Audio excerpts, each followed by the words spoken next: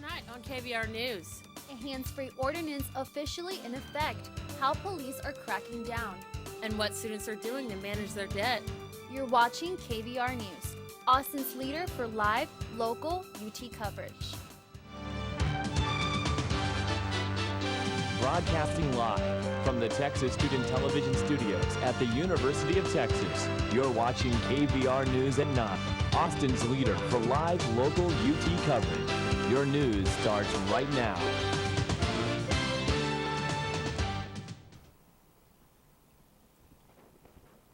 Good evening and welcome to KVR News for Monday, February 2nd. I'm Luana Solis. And I'm Nia Wesley. Filing is open and students can officially apply to run to be representatives of student government. Many have come to question the productivity of SG since there are 6 to 8 months each year without legislation being passed. Legislation slows down in February with many students either running or campaigning for other students. When terms begin in April, legislation slows down due to the end of the school year. I think maybe one of the big causes of why legislation doesn't get filed and passed that much is probably because there's a kind of a learning curve with student government, but also since the new assemblies take office in April, typically there's only 2 meetings before finals come around. In other student government news, Chief of Staff Chris Jordan has withdrawn from the University of Texas, according to a Friday post on his Facebook citing health concerns. Jordan and other members of student government did not return requests for comment. Jordan was put on a last strike basis with student government last semester for inappropriate behavior. Student debt can be an overwhelming thing for anyone, and many don't handling their finances after graduation. But Cassandra Jaramillo takes a look at a repayment program that is under the radar and has several benefits. A majority of college students today bear the burden of carrying student debt. I'm building all this debt already.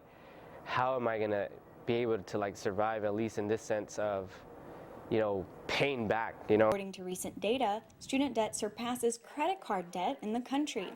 But legislation in the past few years and recent expansion of eligibility for repayment programs appears to be alleviating the problem. Student loan expert Heather Jarvis says that no student should have to default on loans with the programs available today. There is no reason that someone with federal student loans should default on their loans or be delinquent. Everyone can get an affordable monthly payment based on their income for their federal student loan. So what makes pay-as-you-earn different from other standard repayment plans? Well, pay-as-you-earn really benefits the student who has a high debt to discretionary income ratio.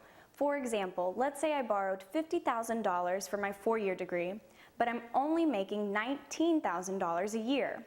With pay-as-you-earn, I can make monthly payments as low as $12 compared to the average $500 I would make on the standard 10-year repayment plan. For senior Inmer Cardona, a college education was worth the investment. But as someone who wants to teach, he realizes the income may not be high. In the type of job field that I'm in, that I'm trying to go into, it's causing a barrier, especially since I guess teachers or in the education field, you really don't gain much money. Heather Jarvis says the best thing that students can do is to be informed and to be proactive about their finances. You have to take specific action to make it happen. No one is going to help you or hold your hand or really advise you always. Cassandra Jaramillo, KVR News. For more information on pay-as-you-earn or to find a repayment program you're eligible for, visit the National Student Loan Data System at nslds.ed.gov. A new form of transportation may be integrated in the Austin commuting system. The Lone Star Regional Rail project could be underway in the next few years. There have been proposed station locations stretching from Georgetown near Texas A&M University Round Rock to the south side of San Antonio. There are 16 proposed locations with 2 in Austin, 1 in downtown, and 1 in 35th and Mopac. The passenger rail would be accessible to 7 universities along its path, including UT. There will be Wi-Fi access for passengers while they travel if the project goes through. There will be 32 trains a day, 7 days a week. The film American Sniper has been nothing short of a hit in the box office because it touches on some of the country's most controversial topics, such as gun rights, with recent rallies in support of gun laws. We asked students across campus what their thoughts are about open carry gun laws.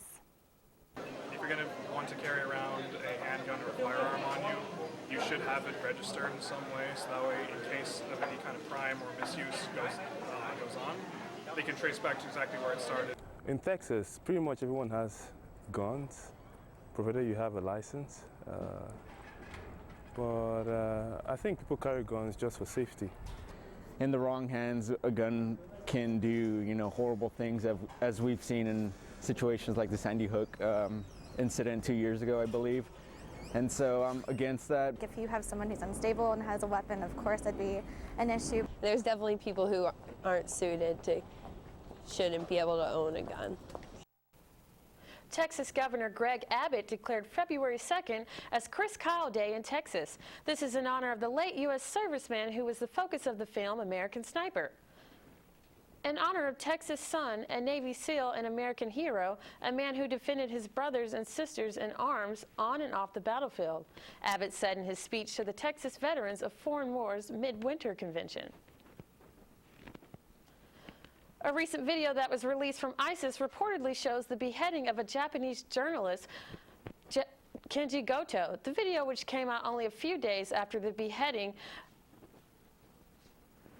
masked ISIS member Jihadi John holding a knife in his hand, placing it on Goto's throat. The video was labeled as a message to Japan, stating that because of their involvement in an unwinnable war, Goto was to pay the price. Although the footage has not been confirmed, Japanese officials do believe it was real. The hands-free enforcement has officially begun for the city of Austin. The new ordinance prohibits the use of all electronic handheld devices while operating a vehicle or bicycle. Fines up to $500 will be given to anyone caught talking or texting while driving. For detailed information on this law, you can visit www.austin.gov/handsfree.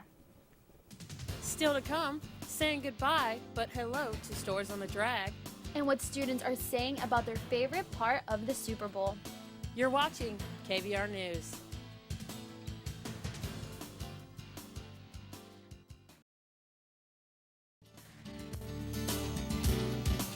You're watching KVR News at 9. Your campus, your news.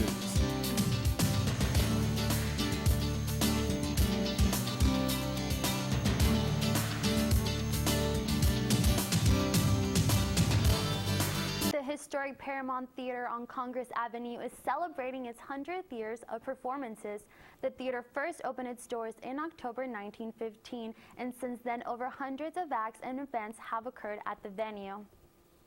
Icons like Houdini to Katharine Hepburn to President Barack Obama have graced the stage at the Paramount over the last century. To celebrate the centennial, they will be hosting events and special performances all year, as well as the Paramount Break a Leg 5K race, which will take place this month, the same as the Austin Marathon.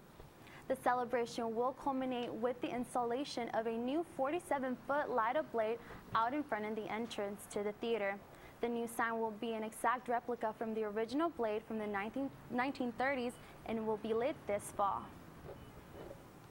A popular women's boutique on the drag is closing its doors after nearly 4 decades after a large retail chain bought out their building. Manju's is a one-stop shop for your everyday college girl. Located right on the drag, the clothing boutique is a magnet for 20-somethings that pass by it every day on their way to class. Most known for its burn-orange stylistic selections, their styles drape mini co-eds on game day. I usually look at their accessories because they're usually pretty inexpensive. The boutique opened in 1977 when owners Kativa Shahjani and husband wanted to continue a family business that began in India. The couple came to the U.S. in 1972 and even raised 3 kids that all attended UT. Business had been booming as usual when Shahjani received word from her landlord that the building her space occupied was being purchased by the large retail chain Urban Outfitters. He told us a few months back that, somebody has taken over the whole block and there's no place for us here. The nationwide chain is aimed at young adults with over 400 locations, one being on the drag just a few doors down from Manju's. We spoke with an Urban Outfitters employee who can't be identified but says their store plans to expand and there's the possibility of a restaurant in place of Manju's. A lot of places are closing on the drag, and I don't know if that's like part of some bigger thing, like maybe they only want food places on the drag and not so much clothing, or maybe they just want big companies to come in, places that have chains like Urban Outfitters. I don't think that one's going to be closing anytime soon. I started shopping here when I got to UT last year, and so, you know, coming from the customer to an employee, it's just really sad at all levels that the place won't be here anymore, especially after 37 years. The owner says she has considered finding another space for her store in the near future, but it would have to be near the UT campus. Her store is one of the oldest stores on the drag besides the UT Co-op and will close its doors February 28th. For KVR News, I'm Nia Wesley. Actor Matthew McConaughey will speak at the University of Houston's spring commencement this year. The University of Texas X will speak in front of about 5,000 U of H students at the May 15th event. McConaughey agreed to give the commencement address at the university's new stadium on behalf of his father, Big Jim McConaughey, who used to play college football at the university. NASA has collaborated with UT in launching a new satellite that will forecast the future climate in Texas. The sensor, which is called Soil Moisture Active Passive Satellite, took liftoff this past Saturday. UT provided NASA with soil moisture sensors that will make the satellite record data. The data will be gathered from many places to help determine rainstorms, water management, and flash floods in the state. The Austin Business Journal released their annual list of Austin professionals under 40 that you should know. Out of the 70 finalists, 3 represent the 40 acres from various departments. Jose Vincero from the Cockrell School of Engineering in the category of Energy and Environmental Services, Matt Facuz from the School of Architecture in the category of Design and Architecture, and Guida Yoon in the category of Technology and Science from the Cockrell School of Engineering. Houston surpasses Austin as America's fastest growing city in a 2014 Forbes magazine. Houston had a 4.5% year-over-year job growth rate, the fastest in the nation. Texas cities held the top 5 spots, with Austin coming in 2nd, Dallas in 3rd, Fort Worth in 8th, and San Antonio in 10th. Despite the Seahawks' loss against the Patriots last night, advertisements, the halftime shows were some of the key moments of yesterday's Super Bowl. Students on campus shared with us their memorable highlights of this year's game. My favorite commercial was the Run Like a Girl commercial. I thought it was a good commercial. I liked it. I liked the message. I liked the Nationwide ad with Mindy Kaling, but then there was one about that kid who died, or like whatever, and that was really sad. I guess Katy Perry, that was a nice halftime performance, and Missy Elliott, that was a big surprise. She's still doing her thing. Yeah, Katy Perry and her Sharks, that's like what made Super Bowl last night. I was going for the Seahawks, but they lost, and I was pretty upset with that interception at the end. Yeah, the fight was pretty intense also. Today was officially Groundhog Day, and Punxsutawney Phil saw his shadow, which means 6 more weeks of winter. Our Allie Triolo is live in the Weather Center with this week's weather. Allie, can we expect today's cold temps to continue throughout the week? Last week we had cold rain mixed with sunny days, and this week we will see a similar pattern. I'll have more on your weather forecast after the break.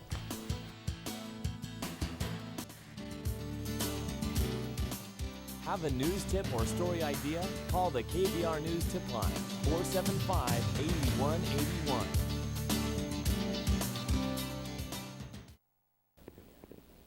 Welcome back to KVR News. Don't put away your umbrellas and North Faces just yet. This week's weather is composed of cool temperatures and a variety of elements, ranging from sudden wind to clouds and rain. Tomorrow, expect a mostly cloudy day with a 50% chance of showers with a high of 49 degrees and a low of 43. Wednesday, there will be a 20% chance of showers before noon and patchy clouds throughout the day with a high of 62 degrees. For the rest of the week, you can look forward to sunnier skies and higher temperatures in the mid-70s during the day to the low 40s during the evening. This weekend, we will see gorgeous temperatures with 70s during the day and 40s at night. Perfect weather to spend your day at Zilker Park. Live in the Weather Center, Allie Triolo, KVR News. All right, thanks, Allie. College Press Box's Alanis King will be in the studio to talk Longhorn sports after the break. Stay tuned.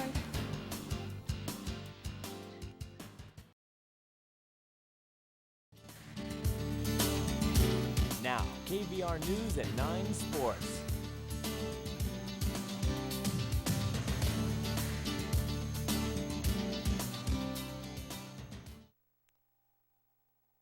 Welcome back to KVR News. I'm College Press Box's Alanis King, and while the Seahawks did not use beast mode on the one, at least he was in the game. The Longhorns women basketball team was looking to bounce back, playing without their beast, senior Nika and Eminem Polly, as they face the Oklahoma Sooners this past Thursday. Let's go out to the drum for the highlights. Here we see the Longhorns getting ready before the game starts. We'll take it straight into the second half. With 5 minutes left, we see Kaylin Williams take it up to OU 42-36. Less than 1 minute left. Brooke McCarthy draws the offensive foul to give the Longhorns one more chance in regulation, and we see Ariel Adkins put it up for the three, but it is no good, and the game goes into overtime. Here in overtime, we see Empress Davenport put it up for two to take the Longhorns up 70-68, and following a Texas turnover, Peyton Little hits the mid-range shot to bring OU up 70-72. With 15 seconds remaining, we see Gabby Ortiz denied by Kelsey Lang, and Peyton Little takes it in for the layup. And Davenport puts it up for two to take Texas to 78-78. And here we see Kelsey Lang put it up to take Texas in the lead and never looked back. 84-81 was the final score. And College Press Box's Brooke Scabina had more on the game. What stops a losing streak? All coaches have searched for the answer. Sometimes it's the effort of individuals. Sometimes it's a game plan changed. This time, it was overtime. The way that it happened surely will give our team some confidence and some excitement. We've sort of been in a little bit of a lull. I think everybody knows that. And, you know, again, they've been through a lot. And I think this will help them get excited again. I mean, they should be excited about playing basketball at Texas. Ariel Atkins and Amani McGee Stafford have long recovered from injuries, but reached full force against Oklahoma. And it was here at the free throw line that Ariel Atkins put the game away with 2 free throws to give the Horns a 2-point lead with 22 seconds left in the game. Atkins, Amani McGee Stafford, and Brady Sanders each combined for 49 points. So the Horns might have found their answer for the absence of Nneka Enampali. With TCU and Kansas State upcoming, Texas needed a bounce-back moment. Beating Big 12 leading Oklahoma with a battered lineup perhaps makes the moment mean a little more. I never have thought this team thought that they weren't physically capable, but I think from a mental perspective, a lot of people made plays. They didn't get down on themselves. They fought through some adversity, and I think anytime you do that, then it gives you confidence. Brooks Cabina, College Press Box. Our Marissabel Cardoso has your entertainment news tonight. What's going on in the entertainment world, Marissabel? A major celeb transition, trouble with Bobby Christina, and an NSYNC baby on the way. Stay tuned.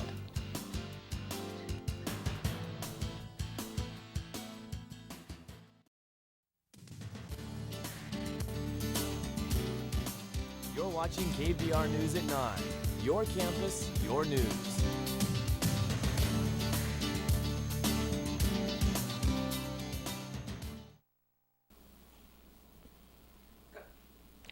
Welcome back to KVR News. Sources have confirmed that Bruce Jenner is transitioning into a woman. The former Olympian's appearance has recently been a hot topic in the tabloids. Over the past year, Jenner has grown out his hair, reduced his Adam's apple, and has been photographed wearing makeup and sporting a fresh manicure. A source tells People magazine the 65-year-old reality star is sharing his journey with viewers on an upcoming docuseries scheduled to film this year. Bobby Christina Brown, daughter of late singer Whitney Houston, was found face down in a bathtub of water early Saturday morning, almost 3 years to the day of her mother's death. Brown is breathing with the help of a ventilator, but is still unresponsive. Police did not find drugs in her home and are still investigating what happened. And no further comments will be released as Father Bobby Brown has asked for privacy. Justin Timberlake and wife Jessica Biel have confirmed that they're expecting their first child. The rumors circling the pregnancy ended when Justin took to Instagram this past weekend and posted a picture on his birthday kissing Jessica's baby bump with the caption, "Thank you everyone for the birthday wishes. This year I'm getting the greatest gift ever." That's all your entertainment news. Back to you guys. Marissa Bell, and thanks for joining us tonight. I'm Luana Solis. And I'm Nia Wesley. For news and weather updates throughout the week, you can follow us on Twitter at KVR News. Stay tuned for College Press Box up next on Texas Student Television. Have a great night.